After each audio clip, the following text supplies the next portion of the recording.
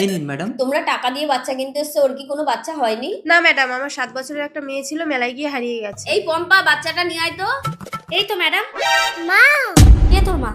তিন্নি, এই তো আমার মেয়ে। আমার মেয়েকে আপনি কোথায় পেয়েছেন? এইটা তোমাদের মেয়ে? এই পম্পা, ওর মাকে ডাকতো। দীপা, ম্যাডাম ডাকছেন। হ্যাঁ দিদি। ওদিকে। মইনা, দীপা তুমি? মইনা তুমি কি পাগল হয়ে গেছো? আমি তোমার দীপা। ওরা সবাই চক্রান্ত করে আমার মেয়েকে কিডন্যাপ করিয়েছে। তোকে আমার মতো দেখতে বলে তিন্নিকে আর আমাকে কিডন্যাপ করিয়ে আমার স্বামীর সাথে তুই সংসার করছিস। আচ্ছা তুই যদি তিন্নির আসল মা হোস, তাহলে আমাদের কাছে তিন্নিকে বিক্রি করছিস কেন? কারণ আমি চাই অন্তত মেয়েটা মইনাকের কাছে ফিরে যাক। ও, আমি তো পাগল হয়ে যাবো। আচ্ছা ম্যাডাম, আপনি বলুন তো এই দুজনের মধ্যে কি আসল দীপা? তুমি এক কাজ করো, তুমি আমাকে জড়িয়ে ধরো। যে আসল বউ হবে সে চুপচাপ দাঁড়িয়ে থাকবে, আর যে নকল বউ হবে সে চলে যাবে। ঠিক বলেছেন আপনি। চুপ করে দাঁড়িয়ে থাকি, না হলে নকল বউ হয়ে যাবে।